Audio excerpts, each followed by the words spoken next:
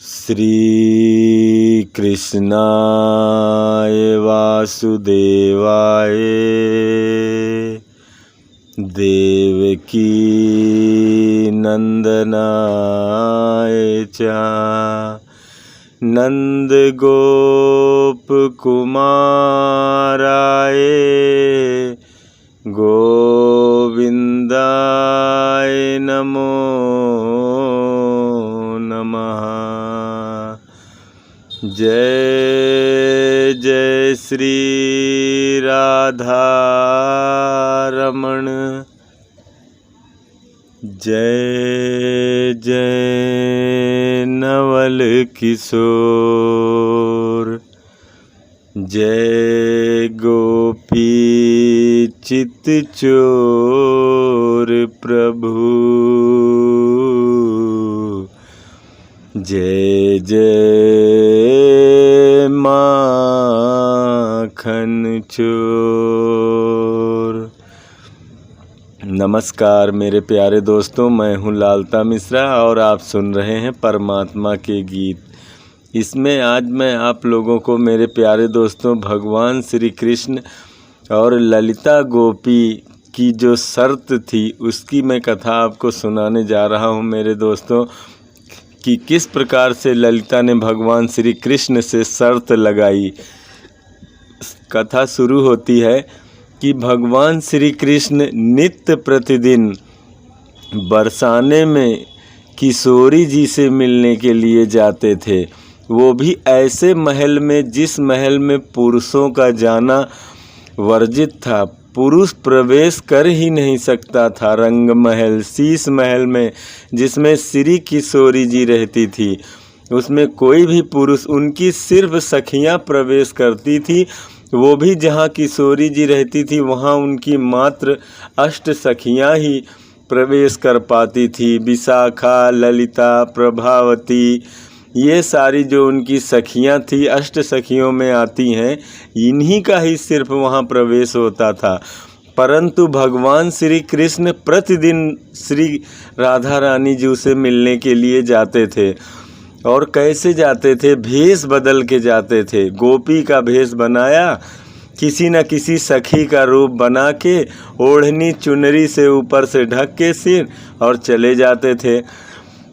ललिता जी हमेशा ध्यान रखती थी, कहती, एक दिन मिल के बोली, कृष्ण आप हमेशा मिल के चले जाते हो अपना रूप बदल के, अगर आप में हिम्मत हो तो अपने इसी पुरुष रूप में तुम मिलने के लिए आओ, और मैं अगर तुम्हें न पकड़ लूँ तो कहना तुम। भगवान ने कहा, देख लो ललिता, हार जाओगी मुझसे शर्त। ललिता ने कहा, प्रभु आप सिर्फ इसी रूप में आना, पुरुष रूप में ही, स्त्री रूप मत धारण करना। आप गोपी बन के आ जाते हो, बढ़िया लहंगा चुनरी पहन के, ओढ़नी ढक के, कोई पहचान ही नहीं पाता। पुरुष रूप में आओगे तो मैं आपको ज़रूर पहचान लूँगी।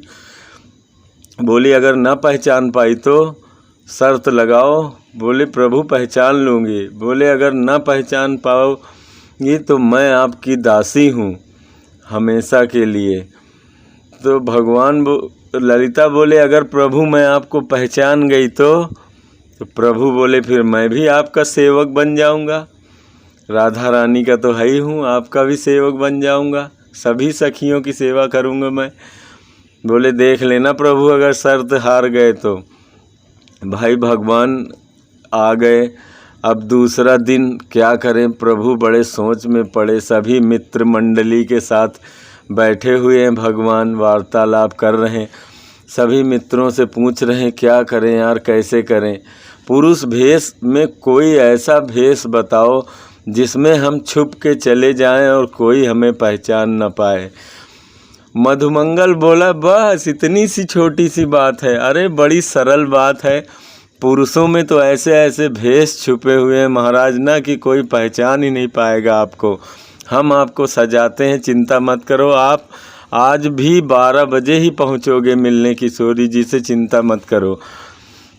भैया मधुमंगल ने ले आया पगड़ी, सर पे उनके पगड़ी बांधे, पूरे जो घुंघराले से बाल, पूरे केस छाए हुए चारों तरफ, भगवान श्री कृष्ण के जैसे अंधियारे घने मेघ लहराते हों, ऐसे भगवान श्री कृष्ण के बाल। उनको क्या किया, उसी पगड़ी में बांध के पूरे सर में साफा बांध दिया बढ़िया।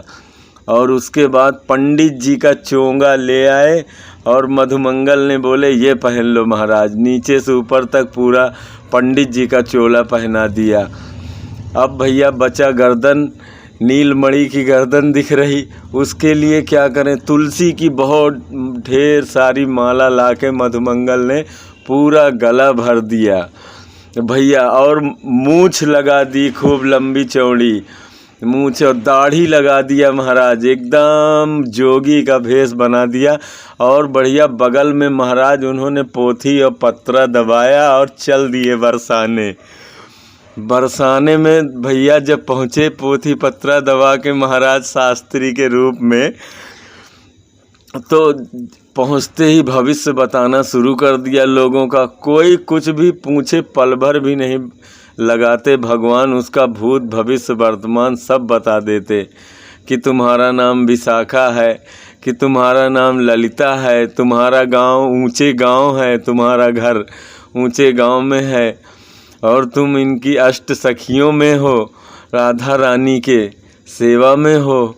सब बता दे भगवान ऐसे फटाफट। सभी बरसाने वाले तो भैया चौंक पड़े, और धीरे धीरे करके पूरे बरसाने में खबर फैल गई महाराज कि एक ऐसा ज्योतिषी आया है जो दूर से सब कुछ मस्तक की रेखाएं देख के बता देता है।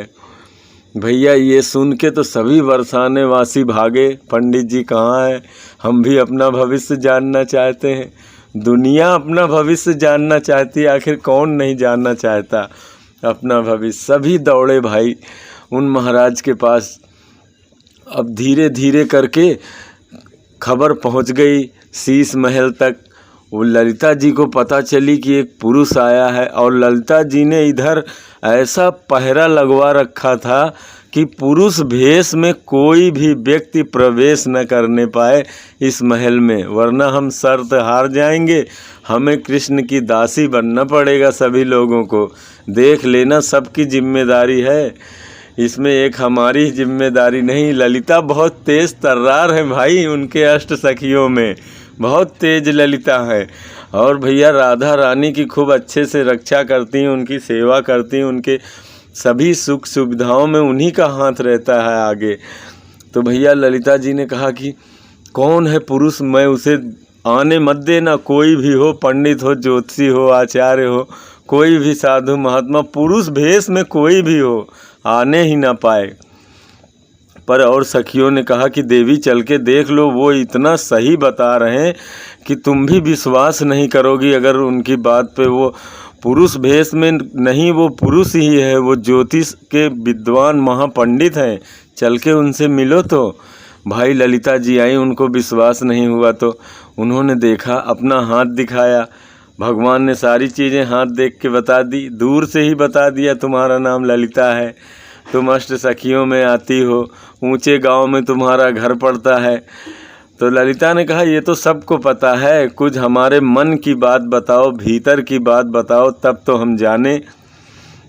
भगवान ने कहा अच्छा भीतर की बात जानना है। बोले सुनो फिर आज की ही बात। तुम्हारे भीतर आज बहुत उठापटक मची हुई है, तुम किसी के इंतज़ार में हो और तुम उसे रोकना चाहती हो। अरे बोले महाराज तुम तो पहुंच गए, बहुत पहुंचे हुए महात्मा हो, तुम तो सब जानते हो, तुम बता दो हमारी जीत होगी कि हार। बोले इसमें तो देवी बहुत संदेह है, बहुत सतर्क रहना, वरना हार भी सकती हो। ललिता ने कहा हाँ तुम सही कह रहे हो पंडित जी, ये बात तो बिल्कुल सही है, मुझे बहुत सतर्क रहना पड़ रहा है, और वो आएगा ज़रूर, मुझे पक्का पता है, इसीलिए मैंने खूब पहरे बिठा रखे हैं। और आप इतना सब कुछ सच सच बताते हो।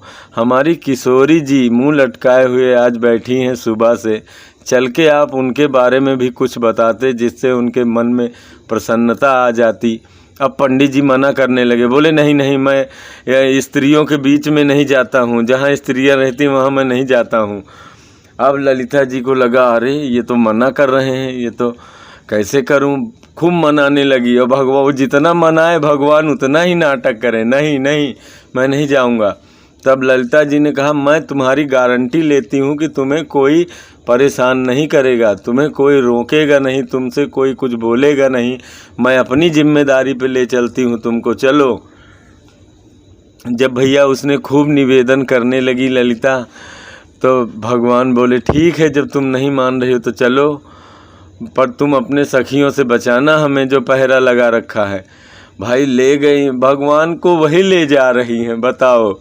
और उन्हीं से ही शर्त लगी हुई है कि तुमको आज मैं जाने नहीं दूंगी, राधा रानी से मिलने नहीं दूंगी, किशोरी जी तक तो पहुंचने नहीं दूंगी, मैं उनके महल में घुसने नहीं दूंगी किसी पुरुष को भी। और देखो भगवान की देखो कृपा, वहीं लेके जा रही हैं भगवान को, पीछे आगे आगे ललिता जी, पीछे पीछे भगवान चल दिए। और बहुत सारे गांव बरसाने के लोग पीछे लगे, महाराज जी हमारा हाथ देख लो, हमारा देख लेते महाराज जी, लोग पीछे पड़े। पर भगवान को तो किशोरी जी से मिलना है और ललिता जी का शर्त तोड़ना है। वहाँ पहुँचे भाई भीतर, भगवान ने किशोरी जी को देखा। किशोरी जी ने पूछा कि हमें बताओ पंडित जी, पर हमारी इन सारी सखियों को पता न चलने पाए, हमारे मन के भाव, हमारे प्रीतम के भाव, हमारे प्यारे के बारे में इनको मत सुनाई पड़े, इशारे से बताना। भैया किशोरी जी की बात सुन के पंडित जी ने धीरे से उनका हाथ दबा दिया किशोरी जी का। अब तो किशोरी जी और जो सखियां थी वो सब घूरने लगी पंडित जी को, हाथ दबा रहे हो तुम, ये क्या कर रहे हो पंडित जी, कैसे उल्टे सीधे काम करते हो तुम, इतने बूढ़े हो गए हो।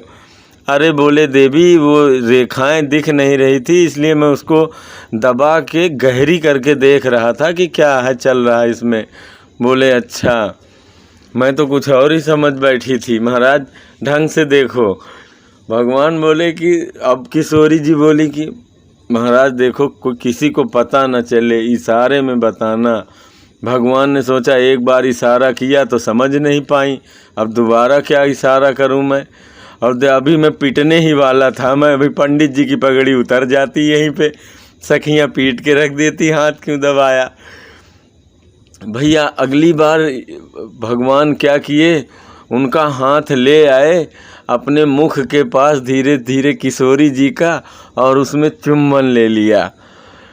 अब तो भैया सखियों ने पकड़ लिया पंडित जी का गिरेबान, तुम ये काम करने आए हो यहाँ पे, इसीलिए तुम तो इतने बूढ़े लग रहे हो, इतने पहुँचे हुए पंडित जी हो, ऐसी हरकतें करते हुए तुमको शर्म नहीं आ रही, ये क्यों किया। पंडित जी बोले अरे देवी जी तुम काहे नाराज हो रही हो, वो तो मैं अपने बूढ़े होने की वजह से दिखाई नहीं देता दूर से, तो इसलिए बहुत पास ले आया, और मेरी मुंडी भी हिलती है इसलिए मुंह मेरा इसमें चला गया। तो सखी ललिता बोली फिर ये चुप चुप की आवाज़ काहे की हुई थी। अरे देवी, पंडित जी बोले देवी तुम ऐसे फालतू चिंता, जब मैं पास लाके देखा तब मैंने कहा ये तो बहुत ही दिव्य रेखाएं हैं इसमें, मैंने ऐसे किया था, तुमको तो हमेशा गलत ही लगता है।